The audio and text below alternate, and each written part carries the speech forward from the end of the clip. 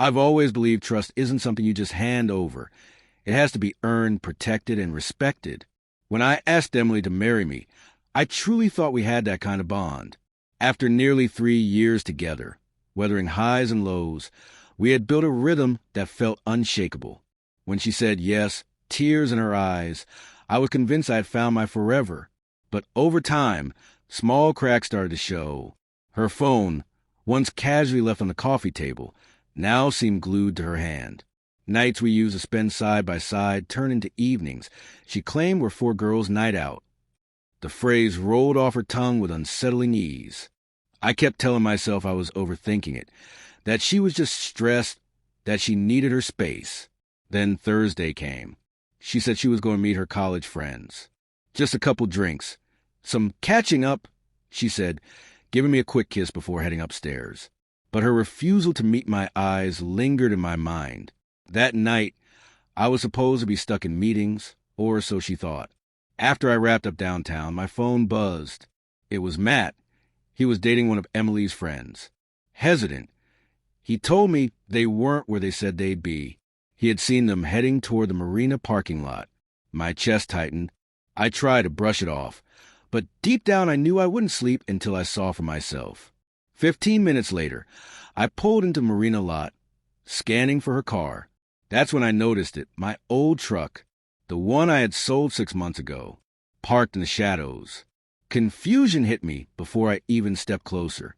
Then I saw them. Emily stepped out, adjusting her dress, hair slightly disheveled.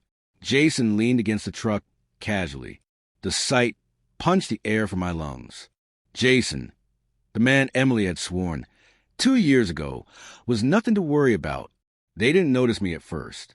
I stood under the dim glow of the streetlight, the warmth draining from my body. Emily's smile faltered as her eyes locked onto mine. Jason smirked. I didn't yell. I didn't demand. I walked closer, calm, too calm. Nice car, I said evenly. Looks familiar. Emily froze, clutching her purse. Jason chimed in with mock innocence. Just catching up. Old friends. Friends, I repeated flatly. At 10:30, in the back of a parked truck, Emily tried to steer me away, suggesting we talk elsewhere, but I didn't move. That's when it hit me. This wasn't a single slip-up. The excuses, the late nights, the defensiveness. It was all a pattern. I'm not going anywhere, I said. If you've got something to say, you can say it here. Jason leaned on the truck again, clearly trying to provoke me. I stared straight at him. Things like this don't just happen with someone's fiancé, I said quietly. They happen because two people choose them. Emily's voice cracked. Ryan, please. I made a mistake. I cut her off. You and I both know exactly what this looks like. Silence hung heavy, broken only by the sound of waves lapping at the dock, mocking the moment. I could have erupted, but I didn't. Instead, I looked at Jason. Keep the truck. It suits you better. Then I turned to Emily. The ring. She slid it into my hand, without a word. I walked away, each step heavy, yet strangely freeing. The drive home felt like moving through static.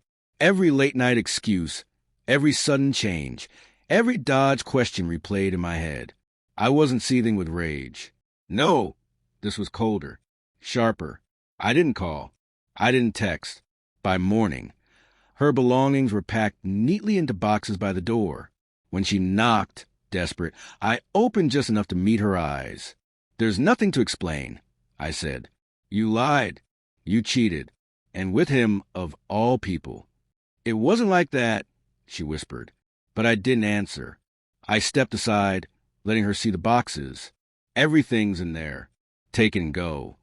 She gathered her things quietly and left. The weeks that followed, I kept myself busy. Work, the gym. Anything to erase her from my immediate world. Then a mutual friend sent me a screenshot of a Facebook post.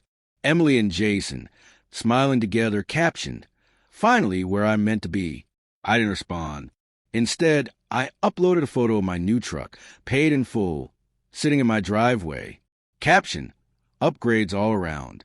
Not revenge, just a statement. 2 months later, I heard Jason had sold my old truck.